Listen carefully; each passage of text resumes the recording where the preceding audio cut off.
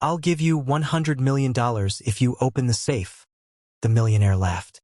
The boardroom exploded with laughter. Dozens of rich executives mocking one barefoot boy in torn clothes. Dirty hands. Bruised feet.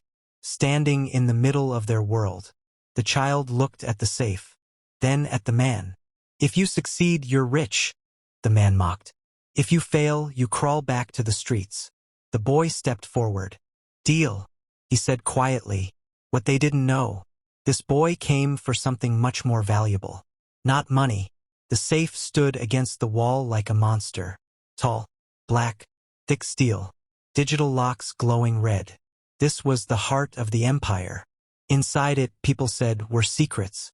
Not just money, but things that could destroy lives.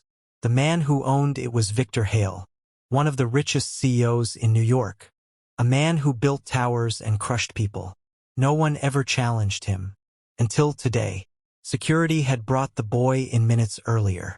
Found him at the lobby doors. Asking for Victor by name. No appointment.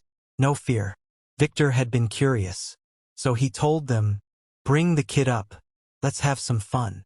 Now the boy stood in front of him. Victor leaned back in his chair, smiling. Listen, kid, he said. That safe has never been opened by anyone but me. The room went quiet.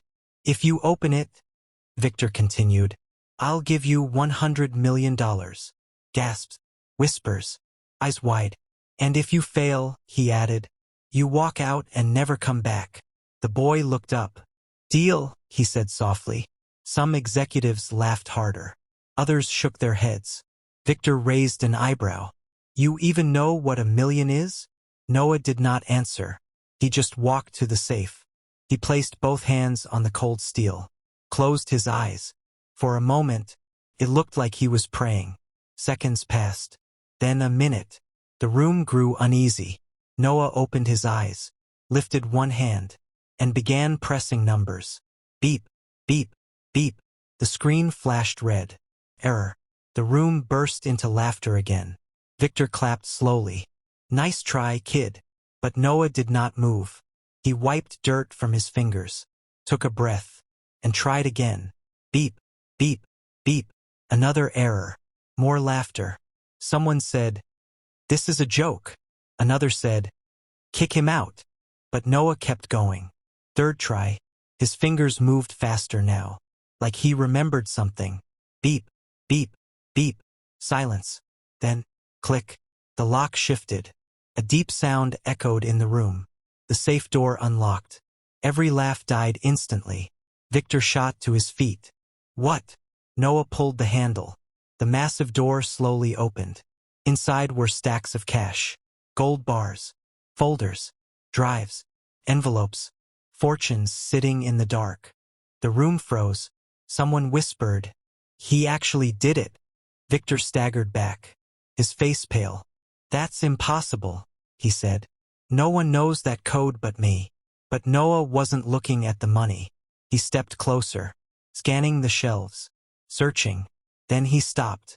At the back, taped inside a small box, was a thin silver chain, a bracelet, with a broken star charm. Noah's hands began to shake. He lifted it slowly. Tears filled his eyes. Victor noticed. That, he said sharply, that's just junk. Not worth $1.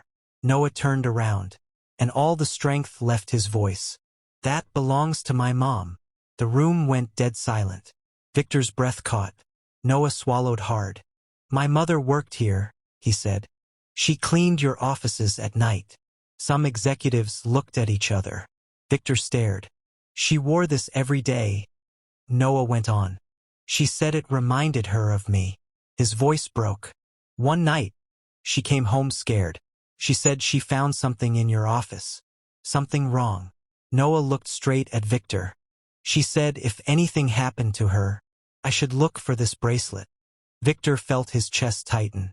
That's crazy, he muttered. You're mistaken. But Noah shook his head. She came here the next night. To talk to you. Tears ran down his cheeks now. She never came back. Whispers filled the room. Victor's hands clenched. That woman, he said slowly. What was her name? Noah lifted his face. Maria. The name hit Victor like a punch. His memories rushed back. A cleaning woman, quiet, brave, who once stood in his office shaking, telling him she had copies, proof of illegal deals, bribes, shell companies. He remembered yelling, calling security, having her dragged away. He was told later she collapsed, that she was taken somewhere. He never asked where. He had buried it. Until now. Victor's voice trembled. How did you open the safe? Noah wiped his face. My mom used to write things down, he said. She said powerful people forget numbers. He reached into his pocket, pulled out a dirty folded paper, opened it. Numbers written in faded ink. The code. She made me memorize it, Noah said, just in case. Victor recognized her handwriting. His knees felt weak. You framed her, Noah whispered. You said she stole. You fired her. Then she disappeared. Noah's fists clenched. I looked for her everywhere. Shelters, streets, police stations. His voice cracked. I've been alone for 2 years. The room was silent. No phones. No whispers. Just the sound of a boy breathing. Victor finally spoke. She's alive. Noah froze. Victor swallowed. She's in a hospital outside the city, he said. After that night, she collapsed. They called me. He looked down. I paid for her care. But I was too afraid to face her. Noah's legs almost gave out. Take me to her, he begged. Not angry, not loud, just broken. Victor nodded. For the first time in his life, he had no power left. They drove in silence. Noah stared out the window, heart pounding. Victor sat beside him. A man who owned half the skyline, now afraid of a child's eyes. At the hospital, a nurse led them to a quiet room. A thin woman lay on the bed, skin pale, eyes tired. Noah ran in. Mom! Her eyes opened slowly. When she saw him, tears flowed. My Noah, she whispered. My brave boy. They held each other tight, both crying. Victor stood at the door, watching, feeling every mistake.